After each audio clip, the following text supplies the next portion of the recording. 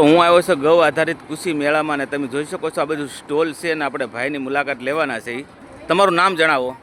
મારું નામ વિજયકુમાર જસાણી. અને આ ભાઈ આ ઘઉં છે આ બરાબર છે એટલે આ શું છે? આ રાજમા છે? આ રાજમા છે. હા. આ ઘઉં છે અને મધર વીટ કહેવાય છે. હા હા હા. આ વિશ્વની 10,000 વર્ષ જૂની ઘઉંની વેરાયટી છે. જોરથી બોલજો. હા હા. આ વિશ્વની 10,000 વર્ષ જૂની ઘઉંની વેરાયટી છે એટલે આને મધર વીટ કહેવાય. હા હા. આ જે તે સમયે આજનું જે ઇજિપ્ત છે ને એ મેસોપોટેમિયામાં થતા. બરાબર. ત્યાંથી પછી એ આજનું તુર્કી હા હા અને ઇથોપિયા અને યમન ગયા. બરાબર.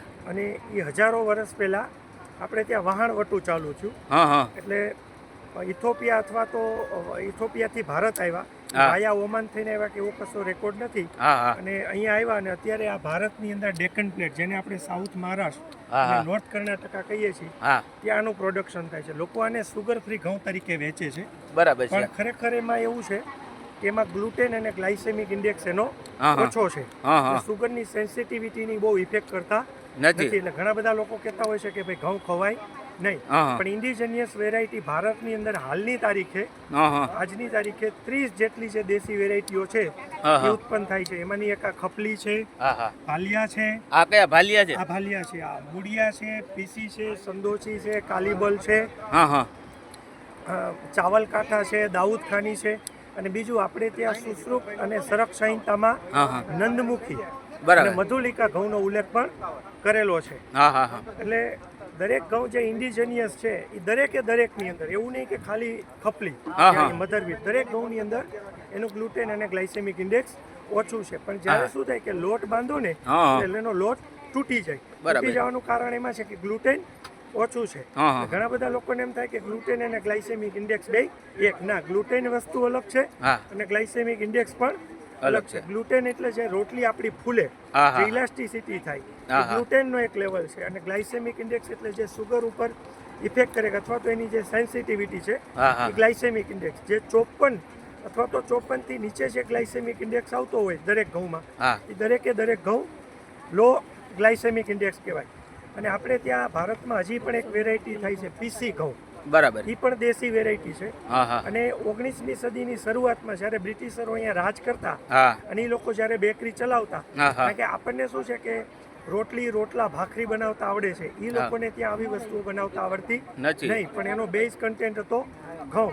એટલે અહીંથી જે તે સમયે બ્રિટિશરોની જે રેલવે ડિપાર્ટમેન્ટ હતો અથવા તો એના અન્ય ડિપાર્ટમેન્ટ હતો, એ પીસી ઘઉંને અહીંથી ત્યાં યુરોપિયન યુનિયનમાં લઈ જતા અને બેકરીમાં યુઝ કરતા.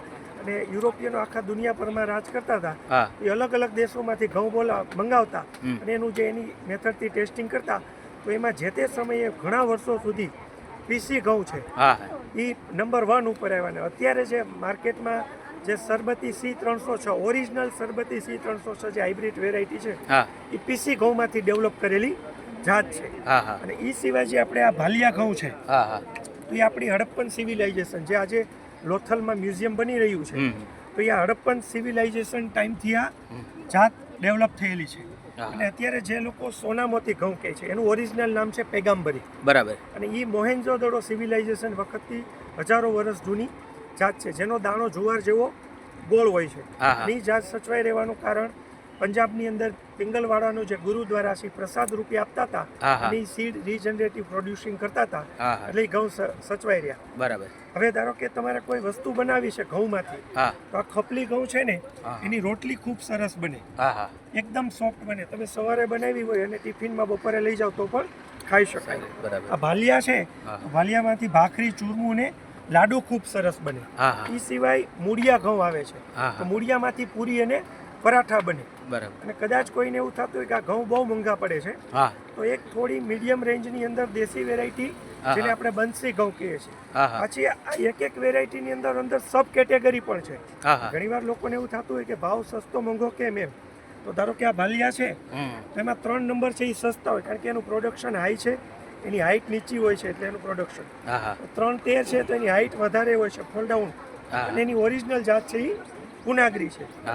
સેમ એવી જ રીતે ખપલી. એટલે દરેક ઘઉંની અંદર સબ કેટેગરી પણ છે. એટલે આ ઘઉંની વાત થઈ. એ સિવાય આપણે ત્યાં ચોખા પણ ખવાય છે. તો ચોખાની અંદર ભારતની અંદર અત્યારે 50 જેટલી જાતો એવી છે કે જે દરેક એરિયા પ્રમાણે દરેક રાજ્યમાં એક બબે વેરાયટી ફેમસ હોય. ધારો કે આપણે ગુજરાતમાં છીએ તો ખંભાતની કૃષ્ણ કમોદ પ્રખ્યાત હોય. અહીંયા સુરત છે તો આપણી સુરતી કોલમ પ્રખ્યાત હોય. ડાંગમાં જઈએ તો દૂધ મલાઈ પ્રખ્યાત હોય. આગળ મહારાષ્ટ્રમાં જઈએ તો આંબે મોર છે, ઇન્દ્રાયણી છે, એ બધી પ્રખ્યાત હોય.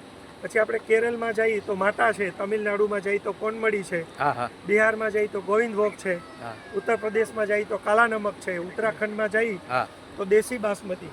હવે આપણે અહીંયા બધા અત્યારે બાસમતી ખાઈએ છીએ તો એ મોટા ભાગે હાઇબ્રિડ કરેલી નોર્થની વેરાયટીઓ છે, પણ એની ઓરિજિનલ જે દેશી જાત છે એ તરાવરી અને ટાઈપ 3 છે. અહીંયા તમારી સામે જે મૂકેલી છે એ દેશી છે, હિમાલયન વેલીની તરાવરી વેરાયટી છે. હવે આમાંથી એક ભાત અને પુલાવ ખૂબ એકદમ સરસ બને. હવે તમારે ધારો કે ઇડલી કે ઢોસા બનાવવા છે તો આ પોનમૂડી છે, પેર બોઇલ કરેલા. તો અત્યારે ઘણા લોકો સોડા કે આથો આવેલી વસ્તુ ખાતા ન હોય તો આ પોનમૂડી પેરા બોઇલ કર્યા પછી વિધાઉટ સોડા અને એકદમ આથો આવ્યા વગર તમે ક્રશ કરી ખીરું કરી અને ડાયરેક્ટ ઇડલી અથવા પેપર ઢોસા બનાવી શકાય. પછી ઘણા લોકો ખીચડી સાંજે ખાતા હોય છે કારણ કે ખીચડી સુપાચ્ય છે સાંજે અને એકદમ ડાયજેસ્ટિવ હોય છે. તો કૃષ્ણ કમોદની ખીચડી બહુ સરસ બને છે. પછી આ દૂધ મલાઈ છે તો દૂધ મલાઈની દૂધપાક અને ખીર ખૂબ સરસ બને. એટલે કઈ વસ્તુ શું તમારે બનાવવી છે તો એના ઉપર દરેક વેરાયટીની પોતાની એક પ્રોપર્ટી છે. અને ભારતમાં આ સિવાય દુબરાસ છે, ઘણી બધી ચોખાની જાત છે. તમે મણિપુરમાં જાઓ તો બ્લેક રાઈસ છે જે પર્પલ કલરના હોય છે, એની પણ ખીર ખૂબ સરસ બને. છત્તીસગઢમાં જાઓ તો રેડ રાઈસ છે. એટલે ઘઉંની અંદર અલગ અલગ કલર પણ હોય છે, ચોખાની અંદર અલગ અલગ કલર પણ હોય છે. એવી જ રીતે ઘઉંની અંદર પણ અલગ અલગ કરે છે. તમે ખપલી જોયા એ રેડિશ બ્રાઉનિશ છે. ઘઉંની અંદર બ્લેક ઘઉં પણ હોય, એ પણ એનું ઓરિજિન પંજાબ છે. હવે અહીંયા જે પ્રોડક્ટ અમે લાવ્યા છે તો એ વર્ષો પહેલા એની શરૂઆત ક્યાંથી થઈ, બરાબર, એનું ઓરિજિન ક્યાંથી થયું તો એ રીતે છે. ધારો કે આપણે સવારે ચા પીતા હોઈએ છીએ કે કોફી પીતા હોઈએ છીએ તો ચા આપણે ત્યાં ન થતી, અને એવી જ રીતે આ કોફી છે. તો કોફી બાબા બુડાન જ્યારે હજ પઢવા ગયા ત્યારે યમનથી 7 દાણા એની દાઢીમાં લાવ્યા અને કર્ણાટકના ચિકમગલુરી પાસેનો એક જે હિલ છે એ 7 બીન્સ એણે ત્યાં પ્લાન્ટ કર્યા અને એ હિલનું નામ અત્યારે બાબા બુડાનગીરી હિલ છે. બરાબર. ઘણા બધા લોકોને એમ હોય કે ભાઈ કોફી શું વસ્તુ છે, તો કોફીની અંદર મુખ્ય 2 પ્રકાર હોય, એક અરેબિકા અને રોબુસ્ટા. જે 800 મીટર કરતાં વધારે હાઈટ ઉપર જેના છોડ હોય એ બધા અરેબિકામાં આવે અને 800 મીટરથી નીચે હોય એ બધા રોબુસ્ટામાં આવે છે. એટલે રોબુસ્ટા અને અરેબિકા કઈ રીતે ચેક કરી શકાય તો આપણે જોવો છો કે એકદમ આમ કવ છે અરેબિકા અને રોબુસ્ટા છે તો એનો શેપ સ્ટ્રેટ છે એમ. એટલે એમાં પછી ડિટેલથી પણ ઘણું બધું હોય છે કારણ કે કોફીની અંદર એવું હોય કે તમારે કઈ કોફી પીવી છે, બરાબર, એસ્પ્રેસો પીવી છે, કેપેચિનો પીવી છે, લાતે પીવી છે, અમેરિકનો પીવી છે, એ પ્રમાણે એનું રોસ્ટ થાય, એ પ્રમાણે એનું બ્લેન્ડ થાય અને એ પ્રમાણે એનું ગ્રાઇન્ડ થાય. દરેક વ્યક્તિને જો ફૂડની અંદર જેને પોતાનો એક શોખ હોય ને તો ડીપલી સ્ટડી કરે કે મારે આ વસ્તુનો ટેસ્ટ લેવો છે તો એને અનુરૂપ જો એની પ્રોસેસ થાય તો એ આપણે ઉપયોગ કરી શકીએ. હવે ધારો કે આપણે અત્યારે મસાલા ઉપયોગ કરીએ છીએ ઘરમાં તો આપણે ટેસ્ટ માટે કરીએ છીએ, પણ મસાલા છે ને એ બધી ઔષધિઓ છે. ધારો કે આપણે આ મરચું ખાઈએ છીએ તો મરચું એવું છે કે આપણા બ્લડની અંદર પ્યુરિફિકેશન કરે. એમાં એક કેપ્સિસિન નામનું કન્ટેન્ટ હોય. તો અત્યારે બૈરાઓ શું કરે, એનું સીડ કાઢી લે અને પછી એને દળાવી અને એક્ટિવ કરે, કારણ કે એનું જે કેપ્સિસિન છે એ આપણે કાઢી લીધું.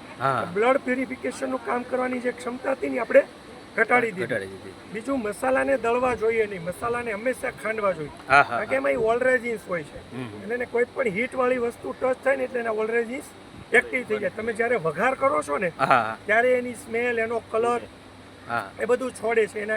એના જે ન્યુટ્રિશનલ હોય છે, જે સ્લીપિંગ મોડ, એ બધા એક્ટિવ કરે છે, બરાબર. એટલે મસાલાને જો તમે ખાંડો તો બોડીની અંદર જે આપણી રિક્વાયરમેન્ટ છે એ પૂરેપૂરું એનું પ્રપોઝલ્સ આપે.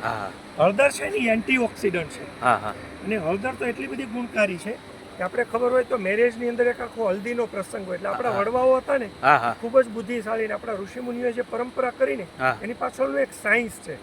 આજે કોઈ પણ સ્કિન રિલેટેડ કંઈ પણ વસ્તુઓ બને છે તો એમાં કલરનો ઇમ્પોર્ટન્સ રોલ પણ હોય છે એમ. તો હલ્દી છે એ સ્કિન અને સ્કિનની જે કંઈ પ્રોડક્ટો બને છે.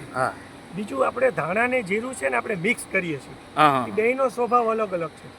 ધાણા છે ને એ એસિડિક પ્રોપર્ટીઝ જે આપણા બોડીની અંદર આપણને એસિડિટી થતી હોય તો એને શાંત કરવાનું કામ કરે છે. ક્યુમિન છે ને જીરું, એ ડાયજેસ્ટિવ એટલે આપણું જે પાચન છે એને અનુરૂપ કામ કરે છે. બીજું, આજે લોકોએ મરી ખાવાનું બંધ કરી દીધું. આ પ્રોડક્ટ માટે અંગ્રેજોએ આપણા દેશ ઉપર 200 વર્ષ રાજ કર્યું. આ મરી માટે અંગ્રેજો અહીંયા આવ્યા હતા. અને મરી અત્યારે ઘણી બધી વખત એવું થાય કે આપણે ભજીયામાં આખા નાખી દાણા નાખવી છે. આમાંથી અહીંયા બધા જે ખેડૂતો ઊભા છે આમાંથી ખાલી એક દાણો જ લઈ, બધા નાનો દાણો લ્યો, એક દાણો લ્યો બધા.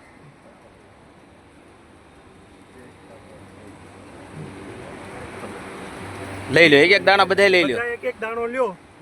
હવે આપણે બધાને જનરલી ભજીયામાં બધી આમ દોથો ભરીને નાખવાની ટેવ હોય છે. આ લોકો 2 મિનિટ એના દાણા ખાશે, પછી એમને જ પૂછજો કે આપણે જે ખાઈએ છીએ અને આજે બીજો લઈ લો, બીજો લઈ લેવું પડી ગયો, કોઈ વાંધો નહીં. હજી જેમ જેમ ખાશે ને એમ એને ખબર પડશે કે ભાઈ ખરેખર મરી શું વસ્તુ છે એમ. જેમ ખાશે ને લઈ લો એમ આપણે ખબર હોય તો આપણે કોઈને કફ થયો હોય કે ઉધરસ થયો ને તો ગરમ પાણીના કોગળા કરે ને ગળું ક્લીન કરવાનું કરે. અને એમાં છે ને પેપરાઇન નામનું કન્ટેન્ટ છે મરીની અંદર, એટલે આપણે એને પેપર કહીએ છીએ. તો બપોર પછી આપણી ડાયજેસ્ટિવ સિસ્ટમ છે એ સ્લો થઈ જાય. તો મરી આયુર્વેદ એવું કહે છે કે બપોર પછી તમે પાણી સાથે ગળી જાઓ તો તમારી ડાયજેસ્ટિવ સિસ્ટમ સ્ટ્રોંગ કરે. એટલે સવારથી બપોર સુધીનું ફૂડ છે ને ઇઝી ડાયજેસ્ટ થઈ જતું હોય, બપોર પછીનું ડાયજેસ્ટ કરવામાં પ્રોબ્લેમ થતો હોય. એટલે બધાને શું થાય કે પેલું પેટ ફૂલી જાય એમ. તો આપણે ત્યાં છે ને હિંગ એટલા માટે નાખીએ છીએ કે આપણે જેવી રીતે ટોયલેટ ક્લીન કરવા માટે એસિડ વાપરીએ ને તો એસિડ ક્લીન થાય. આની અંદર આલ્કલિક એસિડ છે કે આપણા આંતરડાની સફાઈ કરે. હવે જેણે મરી ખાધું આમાંથી હું કોઈને નથી ઓળખતો, એમને પૂછો કે મરીનો સ્વાદ શું છે અને ભજીયામાં આખા નખાય કે ના નખાય. તમને કેવો લાગ્યો ટેસ્ટ ભાઈ મરીનો? આ બધા ટેસ્ટ કર્યો એને? તીખો ને, સ્ટ્રોંગ ને, આ ઓરિજિનલ ટેસ્ટ. કેમ કે મરી છે હંમેશા તીખી જ હોય છે, એટલે આપણે ભજીયામાં નાખતા આપણે એને ખાંડી નાખવી જોઈએ. આખા દાણા નાખવાથી કોઈ મતલબ નથી. વાત આમાં કોઈ 50 વર્ષથી મોટી ઉંમર ના હોય ને આ ગોળ ખાય. લ્યો તો આ દાદા છે, લ્યો ને, જેની 50 વર્ષથી ઉંમર વધુ હોય આ ગોળ ખાય. ઓલા વયાવો ભાઈ તમે, આ બધા મોટી ઉંમરના વડીલો છે. કેટલા વર્ષ પહેલા ગોળ ખાધો હતો? હા, ઓરિજિનલ દેશી પદ્ધતિથી બનાવેલો ગોળ છે. દેશી પદ્ધતિ તો ખરી, પણ આ સ્વાદ એને કેટલા વર્ષ પહેલા લીધો હતો? બરાબર છે. હા, આપણા ગવઢિયા એકદમ ઓરિજિનલ દેશી સિસોડાનો જે ખાતા એ. એની ઉંમર અત્યારે 50-60 વર્ષ હોય ને. હા, એને ખ્યાલ આવી જાય. હા, જુવાનડાને કદાચ ન ખ્યાલ હોય, કેમ કે એ ગોળ ખાધો જ ન હોય એને. હવે દાદા ગોળ ખાઈ લે દાદા, અને પછી એમને કેવો લાગ્યો ટેસ્ટ? તમે જે નાના હતા તે આપણે ગામડામાં વાડીએ સિસોડા હાલતા ને એ ગોળ ખાતો એવો ટેસ્ટ? હે, 40 વર્ષ પહેલા. અત્યારે દાદા તમારે કેટલી ઉંમર છે? 58 વર્ષની ઉંમર છે. એટલે દાદાએ કીધું કે ભાઈ એના નાનપણમાં આ ગોળ ખાધો હતો, એવું ફિલિંગ થયું એમ. એટલે ધન્યવાદને પાત્ર છે, કેમ કે જ્યાં તમે વર્ષો જૂની દેશી પદ્ધતિના ગોળ જે અત્યારે લોકોને બજારમાં વેચી રહ્યા છો. ભાઈ તમારો ગીરમાં આપણે ગીરમાંથી ઓરિજિનલ સિસોડા ઉભા બનાવી હા અને ભીંડીથી પકાવેલો ગોળ આવતો. આપણી નજર સામે કાઢી દેતા ઈ ગોળ મારા બાપા લાવતા ને મેં ખાધેલો. વાહ ભાઈ વાહ. તમે લાઈવ બનતા ના ટેસ્ટ લીધો. રેડી? આ તો દિવાળીએ બની ગયેલો છે ને અત્યારે તમને આ ટેસ્ટ છે. એટલે આપણે શું થાય છે કે બીમાર પડીએ ને પછી સારામાં સારો ડોક્ટર ગોતીએ છીએ, રાઈટ? કે ભાઈ સારામાં સારો આ શહેરનો ડોક્ટર કોણ છે કે સાહેબ ટ્રીટમેન્ટમાં કાંઈ ખામી રહેવી જોઈએ નહીં. એટલે મારી વિનંતી છે કે દરેક લોકોએ આખા ફેમિલીને સ્વસ્થ રાખવા માટે બધી જ વસ્તુ, અહીંયા બહુ બધા ખેડૂતો છે, તમે ખેડૂતોને મળો, દરેક ખેડૂત પાસેથી ડાયરેક્ટ પરચેસ કરો. ખેડૂતને પોતાને ખબર પડશે કે હું કોને આપું છું, તમને પોતાને ખબર રહેશે કે મારો ખેડૂત કોણ છે. એટલે ફેમિલી ફાર્મરથી શું થશે કે એ પૈસા સીધા ખેડૂતને થશે અને ખેડૂત જે પ્રાકૃતિક રીતે કરે છે એ ટકી રહેશે. જો કોઈ ખરીદનાર વર્ગ નહીં હોય અને એ લોકો ત્યાંથી શહેરમાં વહી આવશે તો પછી તમને જે ઓરિજિનલ વસ્તુ જોઈએ છે એ મળવી બહુ મુશ્કેલ થશે. એટલે ખેડૂતોને ટકાવી રાખવા માટે અને તમારા સ્વાસ્થ્યને સારું રાખવા માટે તમારે હંમેશા ખેડૂતોના સંપર્કમાં રહેવું જોઈએ. અને ખેડૂતો જ તમને ઓરિજિનલ માહિતી આપશે, કારણ કે 365 દિવસ એના ખેતરે ખેડૂત જાય છે. વાહ ભાઈ વાહ. તમે જે પેકિંગ વાળો માલ લઈ આવો છો ને એ એના કંપનીના માલિકને નથી ખબર કે એર કન્ડિશન ઓફિસમાં બેસે છે, એને તે એમ્પ્લોઈઝને નથી ખબર કે આ ખેડૂતનો માલ ક્યાં છે. એ તો શું છે, 1000 ખેડૂતોનો માલ મિક્સ થઈ જાય છે, એટલે એમાં ક્વોલિટી બધી મિક્સ થઈ જાય છે. જ્યારે એક સિંગલ ખેડૂત છે ને એ પોતાના ખેતરની એક પ્રોડક્ટ આપે છે. અને એક વખત તમે ટેસ્ટ કરો. ઘણા લોકો એમ કહે છે કે આ મોંઘું પડે છે, પણ 50 ગ્રામ કે 100 ગ્રામ લઈને એક વખત ઘરે ટેસ્ટ કરો કે એની ગુણવત્તા, એનો સ્વાદ આપણે રેસ્ટોરન્ટમાં શા માટે જઈએ છીએ મોંઘું લેવા કે ભાઈ પીઝો આપણે 500 રૂપિયાનો ખાઈએ કે સ્વાદ આવે છે. એના કરતાં પણ સારો પીઝો તમે ઘરે બનાવે એવા ઇન્ગ્રીડિયન્ટ્સ ભેગા કરો, સસ્તું પડશે અને તમે પોતે બનાવેલું છે તો તમને ખબર હશે કે આની અંદર શું થયું છે. આવી ઘણી જ બધી વસ્તુઓ છે, દાળ છે, કઠોળ છે. ઘણા બધા લોકોને એમ છે કે મામરો એટલે દબાવેલી. આ મામરો છે, દબાવેલી છે ને એ મામરો નથી હોતી, SDF ગ્રેડ હોય છે. એવી જ રીતે આ કેસર છે. આજે અમારો ચોથો દિવસ છે. આ ગરમી છે, 4 દિવસથી ખુલ્લું પડ્યું. આ કેસર એનો કલર નથી છોડ્યો. શું કરવા નથી છોડ્યો? આ ખેડૂતે પ્રાકૃતિક રીતે તૈયાર કરેલું છે. બીજું ઘણા બધા એમ કહેતા હોય કે ભાઈ આ વસ્તુ છે એ ઓર્ગેનિક છે કે નહીં, કઈ રીતે અમે આઈડેન્ટિફાઈ કરીએ? તો તમે 2 ગ્લાસ લ્યો, એકની અંદર તમે બહારથી ખરીદેલું હોય એ ભરો અને બીજું ભરો. તો બહારથી ખરીદેલું હોય ને એનું વજન ઓછું આવશે. સાઇઝ મોટી છે પણ વજન ઓછું છે. આની સાઇઝ કદાચ નાની છે પણ વજન વધારે આવશે. એટલા માટે કે અંદરથી ભરેલું હોય, પેલું અંદરથી ખોખલું હોય. એટલે એક જ તરીકાથી નહીં જોવાનું, એને અલગ અલગ તરીકાથી તમે જોઈ શકો. પછી તમે જ્યારે એને રસોઈ બનાવો ત્યારે પેલું પાણીની ક્ષમતા એની વધારે હોય સોચવાની, અને કન્વેશનલ હોય એટલું બધું પાણી ન પી શકે. ત્રીજું, તમે દાળ લીધી ધારો કે, તો કન્વેશનલ હોય દાળ વધારે લેવાની અને પાણી ઓછું લેવાનું. જ્યારે દેશી પદ્ધતિથી હોય તેમાં દાળ ઓછી લેવાની અને પાણી વધારે લેવાનું. પેલું ફટાફટ બની જાય, આ ધીમે ધીમે બને. અને જ્યારે સુગંધ છોડે અને સ્વાદ અને ખાધા પછી તમે 2 વાટકા અડદની દાળ પી ગયા હોય, ખાઈ ગયા હોય, તો તમને ભારે ન લાગે. નેચરલ છે ને તમને એમ હેપીનેસ લાગે. વધારો કે આ સિંગદાણા છે, તો બધા લોકો એમ કહેતા હોય કે ભાઈ આપણે એક્સપોર્ટ કરવા હોય તો અફલાટોક્સિનનો ઇસ્યુ આવે. હવે આ ખેડૂત છે, આ બધાને એક દાણો આપું છું. તમે કોઈ વસ્તુ ખારી સિંગ કે એવું કહી લ્યો ને, દાણો ફોલજો, ઉભા રહે 1 જ મિનિટ. એ દાણો વચ્ચેથી તોડો, તો એમાં સફેદ કલરનું એક લેયર બની જતું હોય. તોડો તો આમાં લેયર બન્યું કે નહીં? કારણ કે આ તો દાણો આખો જ છે. અને તોડો તો આ દાણાને તોડ્યો કઈ રીતે? એમાં જો સફેદ કલરનું વચ્ચે લેયર છે કે નથી? એ ના હોય, કારણ કે નેચરલ છે ને એમાં અફલાટોક્સિન લો હોય છે. એટલે માર્કેટથી તમે ખારી સિંગ કરો ને તોડો એટલે અંદર એમાં અફલાટોક્સિન હોય છે. એટલે આવી જ રીતે દરેક વસ્તુઓ છે એનું કન્ઝપ્શન બહુ ઓછું છે. ધારો કે તમે 250 ગ્રામ વાપરો છો, હવે આ હિંગ છે તો 5 જ ગ્રામ છે, તો આ 5 ગ્રામ હિંગ 2.5 થી 3 મહિને એક ફેમિલીને ચાલે. એમ કેમ? એમ કારણ કે તમે માર્કેટથી 500 ગ્રામ લાવો છો એ પણ એટલું થાય. પણ આ પ્યોર ફોર્મમાં છે. અને બૈરાઓ છે ને હિંગ ડાયરેક્ટ વઘારમાં નાખે છે. આ ડાયરેક્ટ વઘારમાં ન નખાય, કારણ કે આ ઓઇલ સોલ્યુબલ નથી, આ વોટર સોલ્યુબલ છે. એક ચમચમાં પાણી લઈ એમાં ઝીણો એવો દાણો નાખી એને ડાયલ્યુટ કરી અને એ પાણી તમે દાળ શાકમાં નાખી શકો. જે ડાયરેક્ટ જે હિંગ નાખો છો તમે એ ઓઇલ સોલ્યુબલ નથી, એટલે એની સ્મેલ આવશે પણ એ અસર ના કરી શકે. એવી જ રીતે બધી દાળ, ડ્રાય ફ્રૂટ, આ બધા. આ સિવાય અત્યારે એક ટ્રેન્ડ છે કે ભાઈ મિલેટ્સ. તો આ કાંગ છે, આ મોરૈયો છે, આ શેણો છે, આ રાગી છે, આ રાજગરો છે, આ હરિકંગની છે. આ સિવાય અમારી પાસે મિલેટમાં કાંગ, કોદરા, બાજરી, જુવાર, કિનોવા, ચિયા સીડ બધું છે. પણ આ જગ્યાને હિસાબે અમે બધી વસ્તુઓ ડિસ્પ્લે નથી કરી શકતા. અને મિલેટ્સ છે એ અત્યારનો એક ટ્રેન્ડ છે કે અત્યારની જે યુવા પેઢી છે ને એને મિલેટ્સ ખાવા છે. તો મિલેટ્સ કઈ રીતે ખવાય એ પહેલાં એક તો બુક વાંચવી પડે, કારણ કે ડાયરેક્ટ તમે જે મિલેટ્સ ખાવ છો એને બદલે તમારે અમુક મિલેટને પાણી અથવા દહીંમાં સોક કરવા પડે, અને પછી સવારે એ પાણી નીકાળી અને લોટ કરવો હોય તો સૂકવવા પડે, અથવા ખીચડી બનાવવી હોય તો તમે સવારે પાણીમાં પલાળી અને સાંજે એ પાણી નીકાળી અને નવી તમે ખીચડી કરી શકો. અને મિલેટ્સ એ તમારે અલ્ટરનેટ ડેઝ ખાવાના હોય. અમુક જે વર્ષોથી ખાઈએ છીએ બાજરી, જુવાર, એને પલાળવાની જરૂર નથી. રાજગરો છે, મોરૈયો, પણ અમુક મિલેટ્સને છે પલાળવાની જરૂર છે. અને અત્યારે ભારતમાં મિલેટમેન તરીકે ખદીર વલી સાહેબનું નામ છે.